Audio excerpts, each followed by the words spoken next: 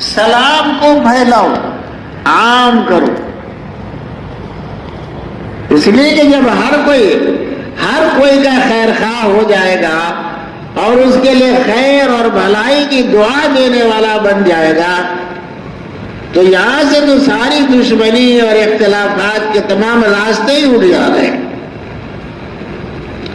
تو فرمایا کہ آپس میں سلام کو عام کرو. وَأَطْعِمُوا الطَّعَامَ، اور ضرورت مندوں کو کھانا کھلایا کرو. وَوَصِلُوا الْأَرْحَامَ، اور اپنے رشتوں کو جوڑو. آپ صلی اللہ علیہ وسلم کی آمد سے پہلے اوس اور خزرج وہاں کے دو قبیلے تھے، ان میں ہمیشہ خونی جنگ رہتی تھی. تو ان کے درمیان آپ تشریف فرما ہو رہے ہیں تو ارشاد فرمایا کہ ایک دوسرے سے رشتہ ناتا جوڑو. دوسری حدیث میں آپ صلی اللہ علیہ وسلم نے فرمایا سل من قطعک واعف عن من ظلمک واحسن الی من اساء الیک. جو تم سے رشتہ توڑے تم اس سے رشتہ جوڑو. کوئی ہے وہ ادھر منہ پھیر کے چلتا ہے تو آپ اس کو سلام کریے، وہ جواب دے یا نہ دے وہ جانے. تو آپ رشتہ جوڑنے کی کوشش کریں.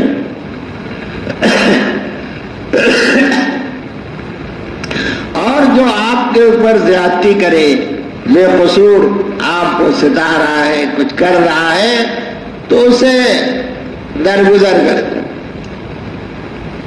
جب کوئی گالی دے رہا ہے تو آپ گالی دے رہے ہیں تو آپ گالی کے بدلے میں آپ گالی دے سکتے ہیں، اپنا بدلہ بھر جتنا لینا ہے لے سکتے ہیں، مار رہا ہے تو مار سکتے ہیں. لیکن اعلیٰ درجے کی بات کیا ہے؟ جو آپ پر زیادتی کر رہا ہے اس کو معاف کر. اب جب معافی کا سلسلہ قائم ہوگا تو سوچے کہ عداوت رہے گی، تو فرمایا معاف کر دیا کرو. اور جو تمہارے ساتھ بدسلوکی کرے تو اس کے ساتھ تم اچھا سلوک اور برتاؤ کرو. حضرات امام ابو حنیفہ رحمۃ اللہ علیہ کا واقعہ ہے. وہ گزر رہے تھے، ایک نوجوان گالی دے رہا تھا امام صاحب کو. امام صاحب نے کوئی جواب نہیں دیا، سنتے ہوئے چلے گئے. شام کو اس کے گھر سینی بھر کر کے درہم دنانیر اور اصرفی اور کیا کیا بھر کے تحفہ بھیجا.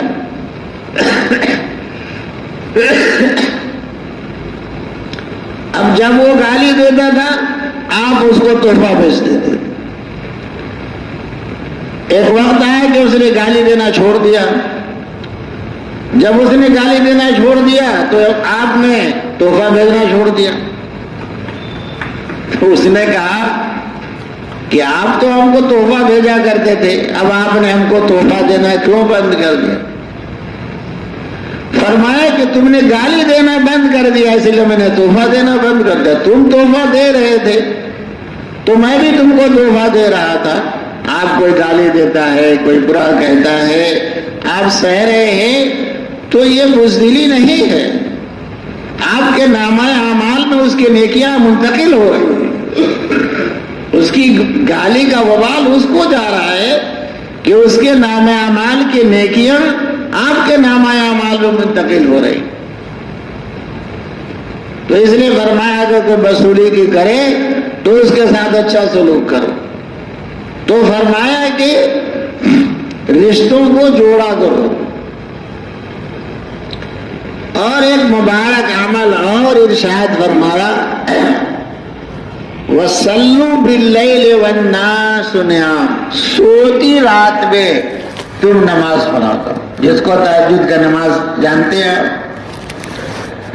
جب لوگ میٹھی نیند میں ہوتے ہیں، اللہ والے تہجد گزار لوگ اپنے بستروں سے جدا ہو کر کے سجدوں میں ہوتے ہیں، دعاؤں میں مشغول ہوتے ہیں، استغفار میں مشغول ہوتے ہیں، اپنی ضرورتیں بارگاہ خداوندی میں پیش کرتے ہیں، تو فرمایا وَصَلُّوا بِاللَّيْلِ وَالنَّاسُ نِيَامٌ، رات کو نماز پڑھو اس حال میں کہ لوگ سو رہے ہو۔ کیا انعام ملے گا؟ تدخل الجنت بسلام، جنت میں خیریت سے چلے جاؤ۔ اس نے میں نے نماز روزہ چھوڑ دی، وہ کہتے ہوئے یہ آبا اختیار کرے گی۔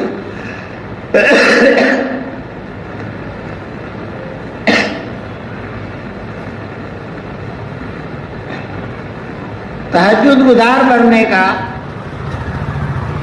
بہت آسان راستہ ہمارے اکابر بیان کرتے ہیں، اور علامہ شامی رحمۃ اللہ علیہ جن کے فتاوے چلتے ہیں انہوں نے نقل کیا ہے کہ ہم میں کا ہر کوئی عشاء کی نماز فرض پڑھے،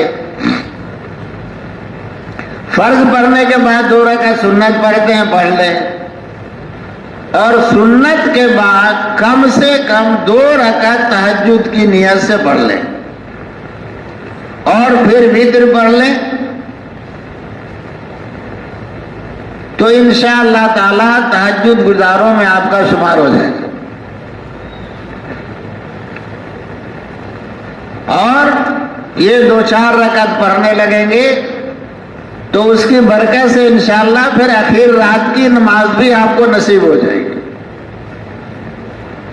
تو جو لوگ نہیں جگ سکتے ہیں اخیر رات میں، تو سونے سے پہلے کبھی بھی تہجد کی نیت سے نماز پڑھ لیں گے تو آپ کی تہجد ہو گئی اور تہجد گزاروں میں انشاءاللہ شمار ہوگا۔ بولیے آج سے کون لوگ تہجد گزار بنیں گے؟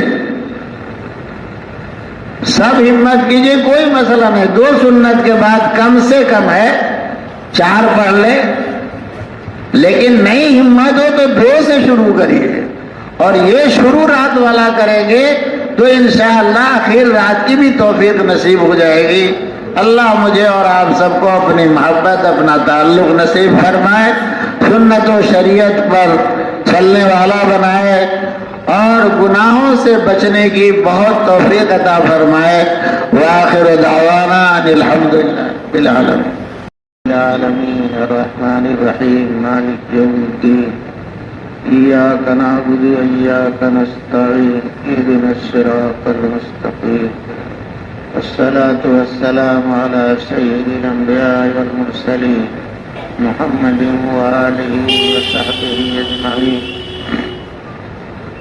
ربنا ظلمنا انفسنا وإن لم تغفر لنا وترحمنا لنكونن من الخاسرين واعف عنا واغفر لنا وارحمنا أنت مولانا فانصرنا على القوم الكافرين فانصرنا على القوم الكافرين فانصرنا على القوم الكافرين واليهودين والنصرانيين والمشركين والمجوسين والمبتدعين۔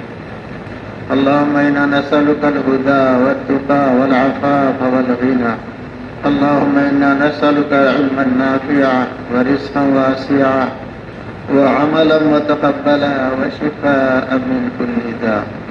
اے اللہ ہم سب کے چھوٹے بڑے گناہوں کو معاف فرما، اے اللہ ہمارے خطاؤں اور لغزشوں سے درگزر فرما، اے اللہ ہماری اور ہر مومن مومنہ کی پوری پوری مغفرت فرما، اے اللہ ہماری اور ہر مومن مومنہ کی پوری پوری مغفرت فرما، اے اللہ ہماری اور ہر مومن مومنہ کی پوری پوری مغفرت فرما، اے اللہ ہماری اور ہر ایمان والے کی جائز حاجتیں ضرورتیں پوری فرما، اے اللہ پورے امت مسلمہ اور انسانیت کے حال پر رحم فرما، اے اللہ عالم کے اندر ہونے والی درندگی کو دور فرما، اے اللہ پہلے فلسطین اور ان کے ہم نواؤں کی بھرپور نصرت فرما، ہماری حفاظت فرما، اے اللہ ظالموں کے دلوں کو نرم فرما، اے اللہ